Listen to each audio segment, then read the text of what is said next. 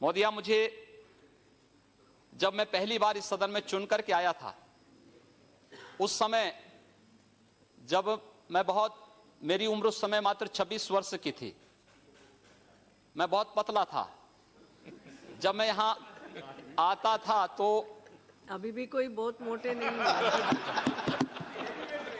अभी ठीक, वैसा वजन बढ़ा। मोदिया, उस समय गोरखपुर की स्थिति ऐसी थी कि जब मुझे यहां पर उस समय के उर्वरक और रसायन मंत्री श्री सुरजीत सिंह बरनाला जी ने जब मुझे देखा तो मैं गोरखपुर खाद कारखाने के बारे में उनसे चर्चा करने के लिए गया, तो मुझे आधा घंटा घूरते रहे, देखते रहे। उन्होंने कहा, आप गोरखपुर से चुन के आए हैं? मैंने कहा जी हाँ। कहा गोरखपुर से? मैंने कहा हाँ। तीसरी बार उन्होंने फिर पूछा, कहा गोरखपुर से ही? मैंने कहा हाँ, गोरखपुर उत्तर प्रदेश से। तो मैंने कहा, आप सरदार जी ऐसा क्यों पूछ रहे हैं? उन्होंने कहा, इसलिए क्योंकि मैं एक बार गोरखपुर गया था एक चुनावी सभा को करने के लिए, लेकिन दोनों ओर से बम चलने लगे, मैं भाग गया, तब से मैं गोरखपुर दोबारा नहीं गया। ये छवि थी गोरखपुर की। मुझे बहुत धक्का लगा इस बात को सुन करके कि हमारे शहर के बारे में, हमारे जिले के बारे में लोग इस प्रकार की बातें करते हैं। मैं गोरखपुर गया, मैंने गोरखपुर के सभी व्यापारिक संगठनों को, सांस्कृतिक और सामाजिक संगठनों को बिठाया। मैंने कहा, भी बाहर हमारे बारे में इस प्रकार का संदेश है, हमें सामूहिक रूप से इस लड़ाई को लड़नी है। सरकार कोई भी हो वह चलती रहे, लेकिन इस समाज की समस्या है, हम इसका समाधान यहां मिल बैठ करके करें। और मोदिया, मैं विश्वास के साथ कह सकता हूं कि पिछले 15 वर्षों में उत्तर प्रदेश के बारे में आज जो बातें, जो गोरखपुर के बारे में 1998 में मुझे सुनने को मिलती थी, आज उत्तर प्रदेश के बारे में पूरे देश के अंदर उस प्रकार की चर्चाएं होती थी। लेकिन मैं कह सकता हूं कि इन 15 वर्षों में हम लोगों ने गोरखपुर में एक भी व्यापारी को गुंडा टैक्स नहीं देने दिया, एक भी व्यापारी का, किसी भी चिकित्सक का अपहरण नहीं करने दिया, कहीं हमने किसी को अराजकता नहीं फैलाने दी। 5 वर्ष में उत्तर प्रदेश के अंदर 403 दंगे हुए, हमारे पूर्वी उत्तर प्रदेश में एक भी दंगा नहीं हुआ है। और हम फिर कह सकते हैं कि अब उत्तर प्रदेश में भी इस प्रकार की स्थिति हम लोग स्थापित करने में सफल होंगे, कोई संदेह इसमें किसी को नहीं होना चाहिए। और मैं इस बात को और भी पुरजोर तरीके से इसलिए कहना चाहूंगा, लोग मेरी उम्र के बारे में कह सकते हैं, मैं आदरणीय राहुल जी से 1 वर्ष छोटा हूं। खड़के जी, राहुल जी यहां पर सदन में नहीं हैं, मैं उनसे 1 वर्ष छोटा हूं उम्र में। और मुलायम सिंह जी की पार्टी के कोई यहां नहीं है। अखिलेश यादव से 1 वर्ष बड़ा हूं। एक जो दोनों की जोड़ी के बीच में मैं जो आ गया, मुझे लगता है कि यह आपकी विफलता का एक बड़ा कारण हो सकता है।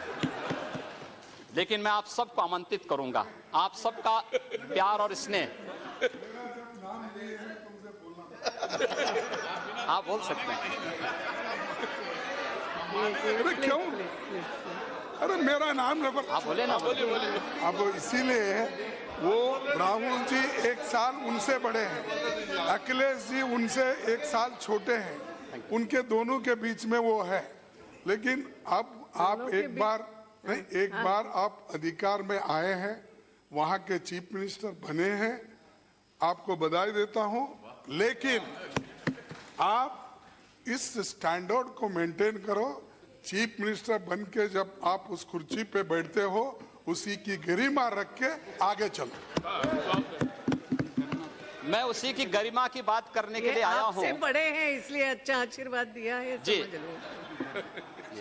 अध्यक्ष महोदय, मैं आप सबको इस बात, आप लोगों ने मुझे बड़ा स्नेह दिया है और मैंने शुरू में ही कहा कि मैंने बहुत कुछ सीखा है इस सदन से। वास्तव में एक सामान्य शिष्टाचार और मैनर क्या होता है संसद में सीखा जा सकता है। हम लोग, जब मैं पहली बार चुना गया था सांसद, तो मैं इस बात के लिए थोड़ा अंदर से संकित था कि पता नहीं कैसा व्यवहार होता है।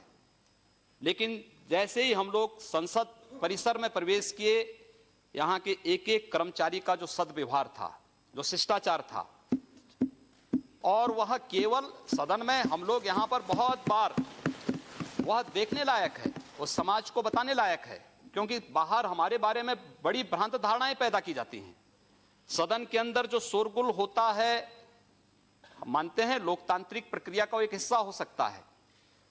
हम लोग बहुत बार हमारी जो आपस में बहस होती है उसमें बहुत वाद विवाद हो जाता है, लेकिन बाहर हम लोग जब गैलरी में मिलते हैं तो एक दूसरे से गले मिलते हुए दिखाई देते हैं।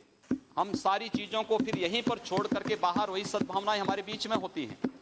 और मैं इस सब से इसीलिए आप पूरे सदन से मैं इस बात को कहना चाहूंगा कि हमारी पार्टी ने, हमारे नेता ने मुझे जो दायित्व दिया है, मैं आप सबको आमंत्रित करूंगा उत्तर प्रदेश में। आप उत्तर प्रदेश में आए, स्वागत होगा आप सबका।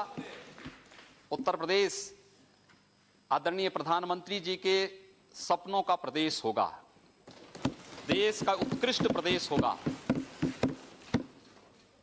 भ्रष्टाचार मुक्त प्रदेश होगा, दंगों से मुक्त प्रदेश होगा, अराजकता और गुंडागिर्दी से मुक्त प्रदेश होगा।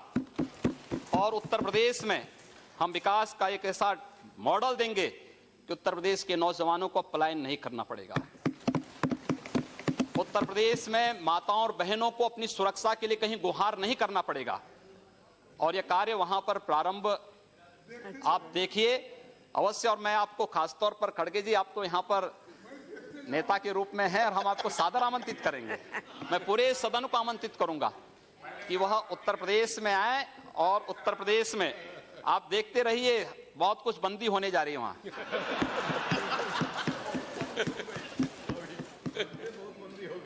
बहुत कुछ वहां पर बंद होने जा रहा है।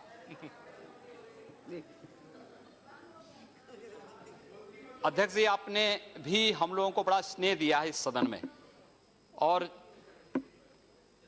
आपने जिस कुशलता से इस सदन को संचालित करने और इस सदन में आने वाले नए सदस्यों को अवसर देकर के आगे बढ़ने का जो अवसर दिया, एक मंच के रूप में देश की सर्वोच्च सदन में जो अवसर दिया है, मैं बार बार आभारी हूं। और पूरे सदन को मैं उत्तर प्रदेश में आमंत्रित करूंगा कि आप उत्तर प्रदेश में आए। उत्तर प्रदेश आपका स्वागत करेगा और देश के माननीय प्रधानमंत्री जी के उत्तर प्रदेश के बारे में, उत्तर प्रदेश के विकास के बारे में, उत्तर प्रदेश में सुशासन स्थापित करने के बारे में जो सपने हैं, उन सपनों को साकार करता हुआ प्रदेश आपको उत्तर प्रदेश दिखाई देगा। यही कहते हुए मैं एक बार पुनः आप सबका आभारी व्यक्त करते हुए वाणी को यहीं पर विराम देता हूं। धन्यवाद।